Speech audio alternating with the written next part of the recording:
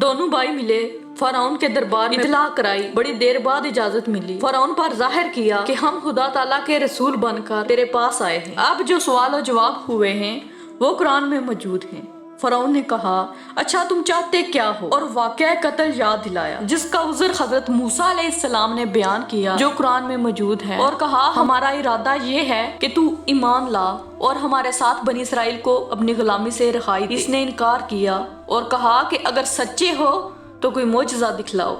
آپ علیہ السلام نے اسی وقت اپنی لکڑی زمین پر ڈال دی اور وہ زمین پر پڑتے ہی ایک زبردست خوفناک استے یعنی کہ سانپ کی صورت میں منہ پھاڑے کھچلیاں نکالے فرعون کی طرف لپکا۔ مارے خوف کے فرعون تخت سے کود گیا اور بھاگتا ہوا عاجزی سے فریاد کرنے لگا، موسیٰ خدا کا واسطہ اسے پکڑ لو۔ آپ علیہ السلام نے ہاتھ لگایا، وہ اسی وقت اپنی اصلی حالت میں آ گئی۔ پھر آپ علیہ السلام نے اپنا ہاتھ اپنے گریبان میں ڈال کر نکالا تو وہ بغیر کسی مرض کے داغ کے چمکتا ہوا نکلا، جسے دیکھ کر وہ حیران رہ گیا۔ آپ نے پھر اپنا ہاتھ ڈال کر نکالا تو وہ اپنی اصلی حالت میں نکل آیا۔ اب فرعون نے اپنے درباریوں کی طرف دیکھ کر کہا کہ تم نے دیکھا یہ دونوں جادوگر ہیں، چاہتے ہیں کہ اپنے جادو کے زور سے تمہیں تمہارے ملک سے نکال کر باہر کریں اور تمہارے ملک پر قابض ہو کر تمہارے طریقے مٹا دیں۔ پھر حضرت موسیٰ علیہ السلام سے کہا کہ ہمیں آپ علیہ السلام کی نبوت ماننے سے بھی انکار ہے اور آپ علیہ السلام کا کوئی مطالبہ بھی ہم کو پورا نہیں کرنا، بلکہ ہم اپنے جادوگروں کو تمہارے مقابلے میں بلائیں گے جو تمہارے اس جادو پر غالب آ جائیں گے۔ چنانچہ یہ لوگ اپنی کوششوں میں مشغول ہو گئے۔ تمام ملک سے جادوگروں کو بڑی عزت و تکریم سے بلوایا گیا۔ جب سب جمع ہو گئے، اس کا جادو کس قسم کا ہے؟ فرعون والوں نے کہا لکڑی کا سانپ بنا دیتا ہے۔ انہوں نے کہا اس میں کیا ہے، ہم لکڑیوں کے سانپ بنا دیں گے اور وہ سانپ بنائیں گے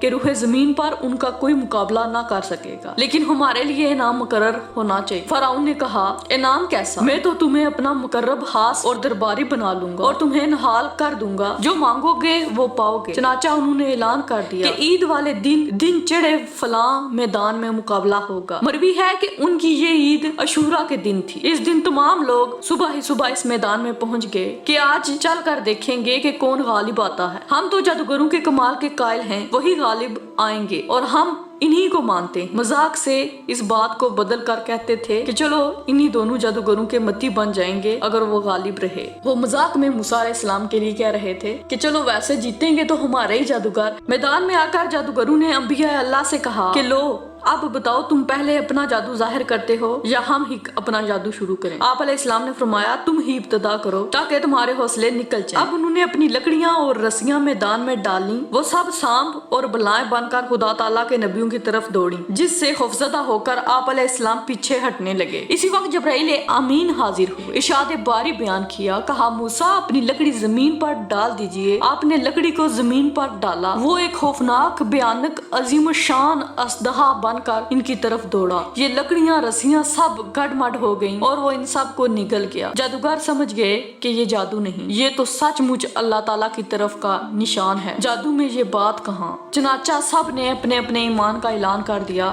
کہ ہم موسیٰ علیہ السلام کے رب پر ایمان لائے اور ان دونوں بھائیوں کی نبوت ہمیں تسلیم ہے، ہم اپنے گزشتہ گناہوں سے توبہ کرتے ہیں۔ فرعون اور فارونیوں کی کمر ٹوٹ گئے، رسوا ہوئے، منہ کالے پڑ گئے، ذلت کے ساتھ خاموش ہو گئے، خون کے گھونٹ پی کر چپ ہوئے۔ ادھر یہ ہو رہا تھا، ادھر فرعون کی بیوی صاحبہ جنہوں نے حضرت موسیٰ علیہ السلام کو اپنے سگے بچے کی طرح پالا تھا بے قرار بیٹھی تھیں اور خدا تعالیٰ سے دعائیں مانگ رہی تھیں کہ اللہ عز و جل اپنے نبی علیہ السلام کو غالب کرے۔ فرعونیوں نے بھی اس حال کو دیکھا تھا، لیکن انہوں نے خیال کیا کہ اپنے بچے کی طرفداری میں ان کا یہ حال ہے۔ یہاں سے ناکام واپس جانے پر فرعون نے بے ایمانی پر کمر باندھ لی۔ خدا تعالیٰ کی طرف سے موسیٰ علیہ السلام کے ہاتھوں بہت سے نشانات ظاہر ہوئے۔